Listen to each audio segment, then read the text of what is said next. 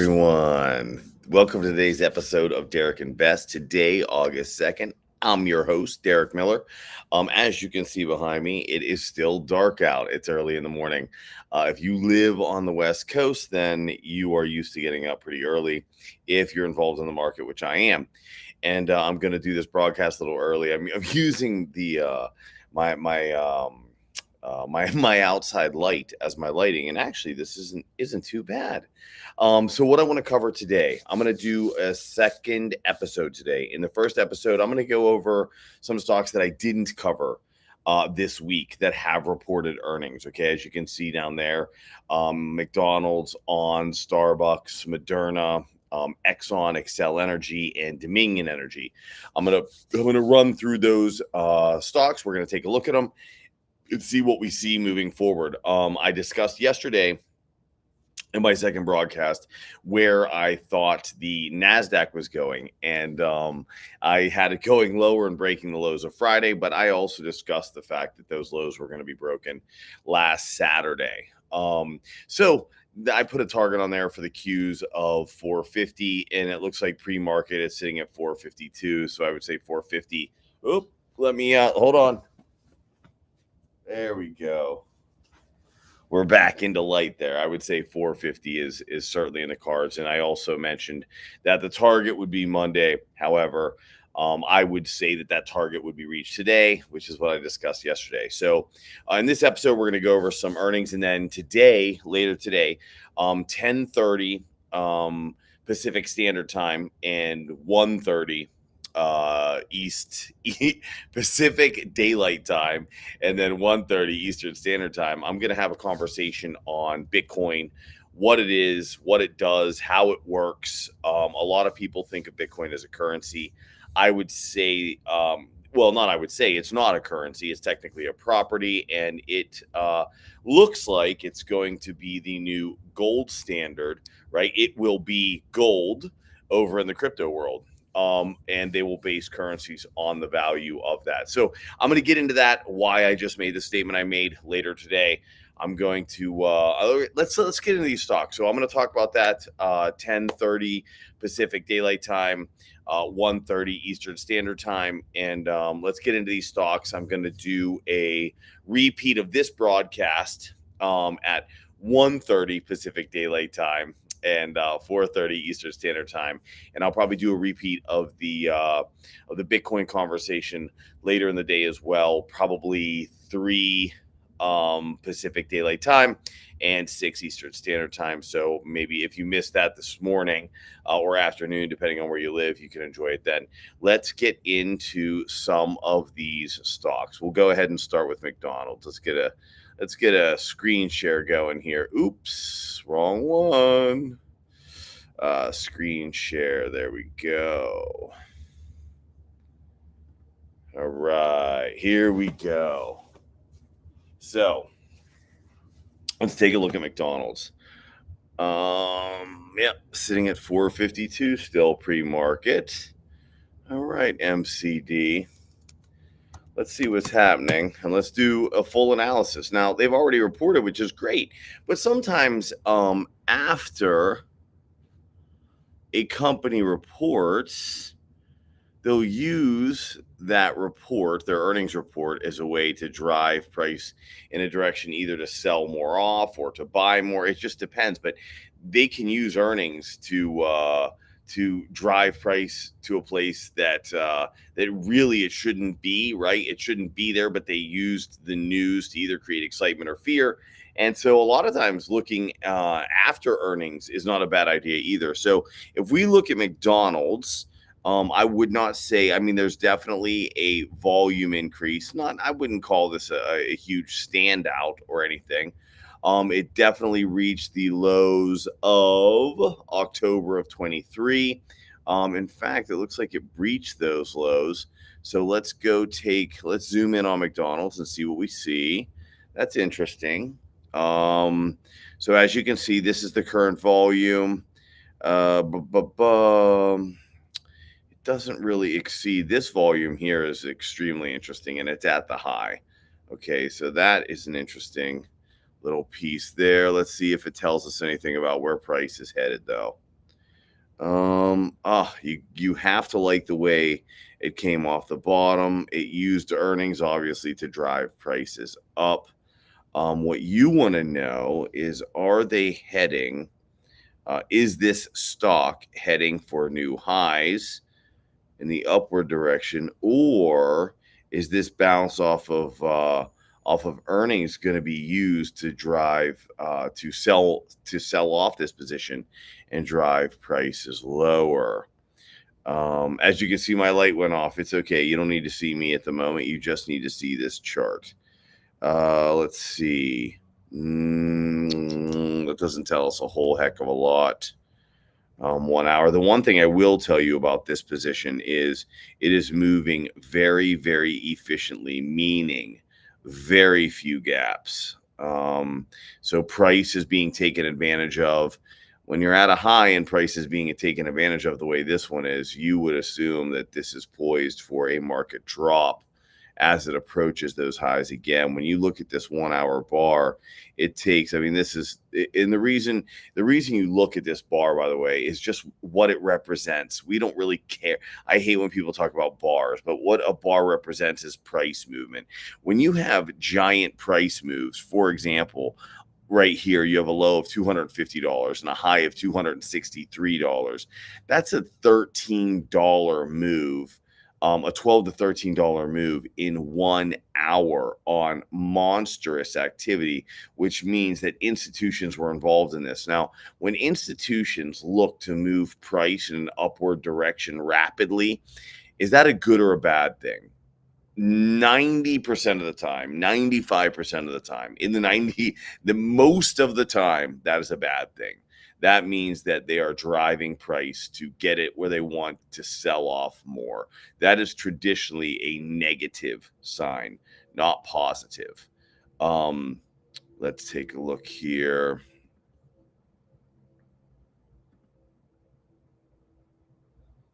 And now you see volume picking up, don't you? As it's up here at what, almost 269, 268.50, whatever, 269. Ooh, my light came back on. So as you see volume picking up, I don't know that it quite matches earnings, but it's a standout on this particular chart. We're on a 15-minute chart here. Let's zoom in a little more onto a 5-minute, and it is definitely a standout on the 5-minute chart. So what does this mean? Well, if I were looking at this, and as you can see, pre-market's down to 267.50, I would say this stock's looking to go a lot lower. That's what I would say. But there are no areas where I can say this is a great price target. That's a great price target. It doesn't exist on this particular chart. What I would probably look for, this is your breakout price. This is a return to the breakout. I mean, to build up the energy, if in fact this stock is to go a lot higher, you're going to come back into this world here of probably 220. I mean, that's reality for this position. Now, again, there's just no major indicators. It popped this low of October and it had a huge bounce. Why is that? Well, with all the algorithmic trading, with all the AI trading, the computer-based trading, of course, they had a level set at that low of October of 23. They said, oh, that's the previous low. That's where we should have support. So once price popped it by actual humans trading, realizing that these computers are going to set their levels in the same spots every single time, and they're extremely easy to beat. You like how I threw that in there? As soon as that level popped, of course, price rose because they were just looking to pick up some shares. That is probably positive. The way price rose and the manner in which it rose doesn't fare well for this particular position. Your risk here is, you have 30 to the upside, but you probably have, 70 to the downside. So, from a risk reward standpoint, this just isn't a great position. It just isn't. Let's see. Let's move on to On and then Starbucks. All right, let's take a look at On. Oop. On, here we go. Let's take a peep. Let's have a peep. On pre-market isn't doing a whole heck of a lot. It's kind of sitting where it's sitting. Is there anything we want to look at here? Well, at least this stock has existed for a long time, but it's also had 20. So what? Oh my gosh, it went to 110 It had a 600% move. Yeah. I mean, it's a semiconductor. We know that those have been moving. There's nothing here right now that's poking me in the eye. Let's zoom in a little bit and see what this semiconductor is telling us. Here's a gap, at the gap filled, and that's not good because the gap filled, and now we're returning to a downward move, right? If this gap filled on big volume, which is what? Big volume is a big trading activity. It's a lot of trading activity. What is a lot of trading activity? How can you create standout trading activity on a chart? There's only one group that can do that. That is institutional players. That's an institutional footprint, guys. This is a very easy institutional footprint. You also see one back here. What did this create? This institutional footprint here is at a low of a price, right? So it's after price has dropped. Look what it created. It created, a move from 50 to 110. Now, this is darn near, it's standout activity at a minimum. And now price is moving downward and it's not being caught. Okay. It's picking up steam in the downward direction. So that is probably not a very good thing for on. Here's this was a gap up. Oh, that all right, that's good actually. You want to see gap ups. That is a gap up at a low price is usually kind of exhaustive. They want to bring price back down, most likely to fill this gap right here. Let me zoom in on it right here. So on semiconductor, probably, and this is your immediate gap, the one that has filled since it reported. It gapped up on when it reported, and now it's pulling down. I would say, you should see, yeah,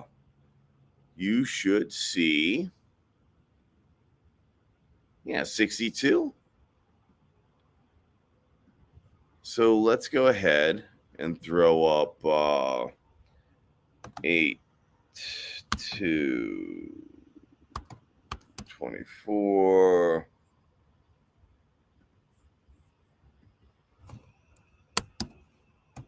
On 62. You know what? Actually, let's wait to do this. We're on a daily now. Let's zoom in a bit. Let's zoom in a little bit. I want to give you something. You know what, though?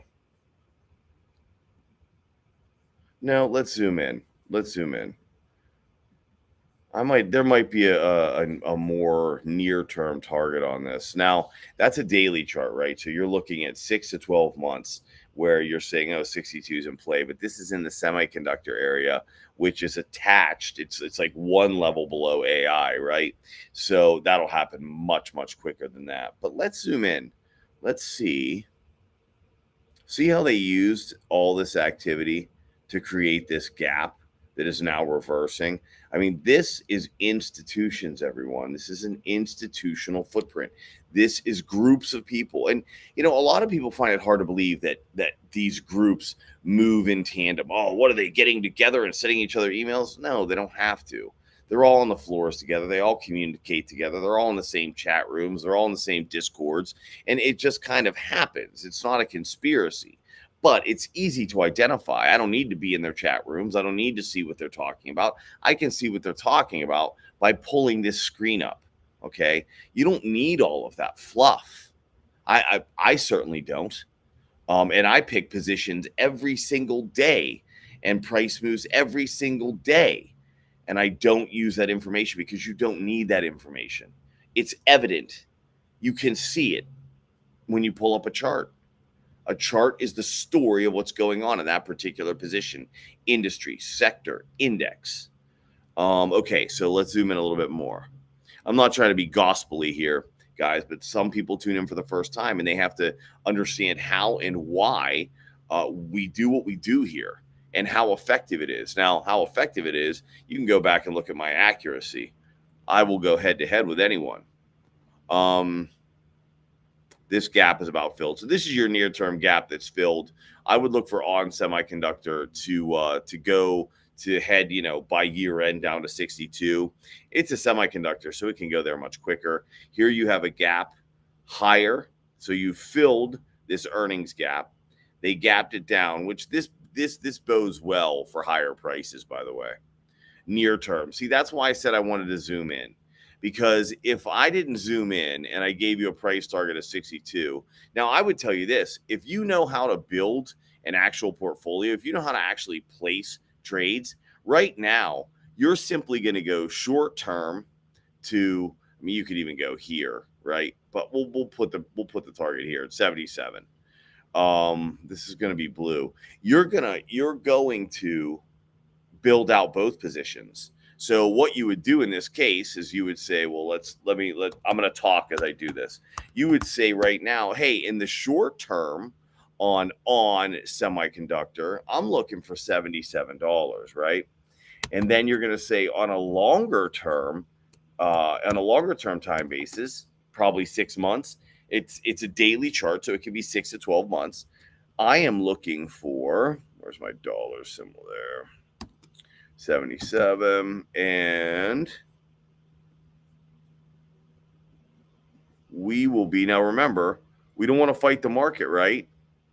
Hold on, I'm going to go through that in a second. On a longer term, so I would say because it's a semiconductor, you're probably only looking at 6 months.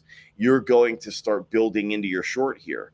You realize that probably this is the area to start shorting to get down to that 62, right? So what you want to do is nobody just buys all in on a position. And if you're doing that, listen, you really need to get some guidance. That is not any way to manage your individual investments. And that's certainly no way to manage investments, period. Target date, it's going to be next week. So we have the 5th, 6th, 7th, 8th, 9th. This won't take a week. If we were trying to be extremely accurate, we'd probably just say the 7th. You know what? Let's do it anyway. Let's say the 7th. Whereas for someone like me, I don't really care if it's the 7th or the 9th. But some people like to play options super tight. I don't really see a need for it. There are so many good positions out there. There are so many ways to make money in the market that trying to pick the exact day to get these monster moves, it just adds up to a ton of stress. And you'll be wrong more than you'll be right? Because it doesn't take much to be wrong on a date. Okay, a date that you're trying to guess, like, is it this day or is it that day? Doesn't matter, okay? But what you do want to also remember when you're looking at this is the market's moving against you right now.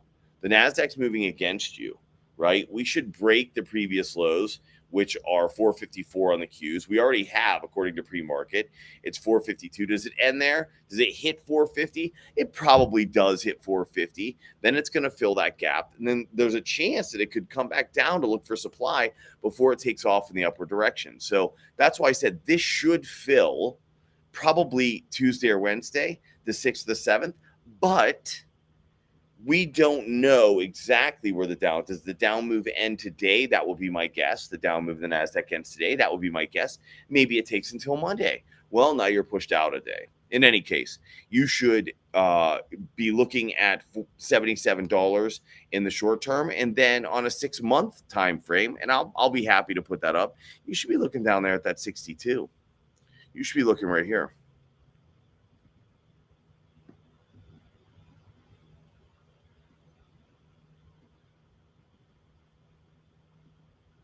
All right. And you should be building into these positions. Now, your long position, well, first off, you should already be there, but 8 to 2024. Let's do on 62. And now we're going to give a target date of what? Let's just say 12/31, the end of the year. I don't think it'll take anywhere near that long, but it doesn't matter, right? If you're building into that short, however you short, right? Whatever you do to cover your positions is what you're going to do here, okay? Maybe you're going to go in and buy options on. Maybe you own on, so you're going to buy. There we go. So maybe you're going to short some futures. I don't know what you do to hedge your risk. Me, when it comes to individual positions, I short them and long them, period. Maybe I'll short the industry or the sector, right? Which you can do via ETFs. There's a lot of things you can do. I go over all this stuff in my mentorship course, which I'll be starting in just about 2 weeks from now. I'll be talking a lot more about that in the future. All right, let's get through some of these. Starbucks, MRNA. This happens every time, right? Because I talk too much. Starbucks. Let's look at Starbucks. How's everybody feel about coffee, huh? Starbucks. Anything? Woo. Woo. That's a monthly too. Weekly, anything? Nothing in particular. Daily. Oh, that's going to have to fill. Came close. It's filling gaps on the way down, huh? Ugh. So this is probably a buying opportunity here. Let's zoom in. This is a daily, by the way. We got to zoom in much, much tighter to have a real time frame on that. All right, 1 hour. Ooh, gap down. See, gap downs are good. Gap downs mean they want to pick up more supply. They are institutional money managers, institutional. There's a ton now because there's a million trend followers that all are looking at support, resistance, Fibonacci, and moving averages. And I think some of them even use relative straight RSI, which is insane because that if you're using RSI on your chart, you have no idea that indicators are all lagging indicators and all used to deceive you. Bollinger Bands, all that crap. Yeah, nothing in particular here. Let's look at Moderna, mRNA. Nothing. Let's look at Exxon. Energy's been killer. So let's take a look on a monthly. There's a ton of buying down there at 30 to 40. Where do we sit now? Oh gosh, it's up 400%, guys. And you're sitting at a high. Is that good or bad? Well, it's not good. Weekly. Let's see. Yeah, you're sitting up in a range. Let's look at XEL. I'm trying to zoom through some energy companies. I don't want to simply look at oil. Ooh, tell me this isn't an institutional footprint. This is a very large institutional footprint taking place down there at 50. You're sitting at 60 now. No kidding. You'll be sitting, this is weekly. Wow, this is going to run. They're building up steam.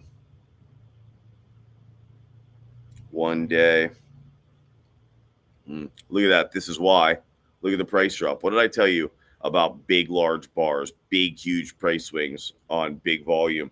If it's heading in the upward direction, it's not good. If it's heading in the downward direction, it's fantastic. Typically, I shouldn't just make blanket statements. Typically, in this case, it is 4 hour, 1 hour. This particular company is a good thing to own if you're looking to own out 12 months. It's filling gaps on the way up. Not here, but it did here. It did here. And it's moving pretty far from this gap. But it looks like gaps fill in this particular position. So it should probably return down there to 54. It's at 60 now. So that shouldn't be too shocking if you own this. If you own this XL, you have a good, I mean, you really, it's being purchased. This is for those of you that are intelligent enough to know that tax planning is part of your investing. This is, and you run your portfolio accordingly, which means 50% of your money, hopefully not the 50% in an IRA, you hold long term so that you get long-term capital gains. This would be one of those. This would be one of those. Yeah, this is lovely. This is a great. When you see a monthly bar like that, there you go. This is a great long-term hold.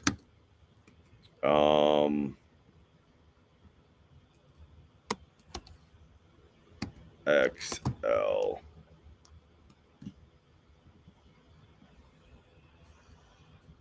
Eight two. Whoop. 8/2, 2024. I might have time to just fire one more off here to take a look, and then tune in at 10:30 Pacific Daylight Time this morning, or 1:30 Pacific Standard or Eastern Standard Time for my conversation on Bitcoin, going over what it really is, why is it property, why did I say that it is the new gold for the digital marketplace. There we go. Let's remove these. Where are we at? I can do another one. Let's do another one. We did Excel. We'll do Dominion Energy. And we actually will have gotten through all of them. Dominion. All right. Well, I love this volume bubble down here. That's good. Let's take a look at a weekly. Look at that volume picking up down here at these lows. Another good one. 40 to 48. Weekly. Let's go to daily. There it is back there. Yeah, I definitely don't like this. I don't like, what did I tell you about big price moves in an upward direction on volume? Now, it doesn't have massive volume, but that's enough. And that price move in an upward direction is a standout. I don't like that. 4 hours. Yeah, look at that. It's just, I don't like that. It's trying to break through this previous level by moving price very quickly, which means it'll 95+% of the time it'll return to probably here. Okay. There's not a lot on Dominion. I mean, this big price, this giant volume on a price move up, it's negative, not positive. You'd play this to the downside. Let's stop the share here. All right, everybody, remember, if you're not good up here, you're not good anywhere. If you're having a bad day, get outside. Wait for the sun to come up and get in it, right? Smile. Fake it till you make it. Sometimes that's the best thing you can do. Sometimes it's the only thing you can do. And remember, you haven't failed yet, and I don't believe you're going to. How can I say that? Well, you haven't failed to date, right? You're batting 1,000. You're doing amazing. You're still here. You're still tuning in, right? It's a good thing. All right. Once again, Bitcoin conversation, 10:30 Pacific Daylight Time, 1:30 Eastern Standard Time. I'll announce when I'm going to do the repeat of that, the replay of that, but I think it's going to be 3 p.m. Pacific Daylight Time and 6 p.m. Eastern Standard Time. And then I will do a replay of this video at 1:30 Pacific Daylight Time, 4:30 Eastern Standard Time. Thank you.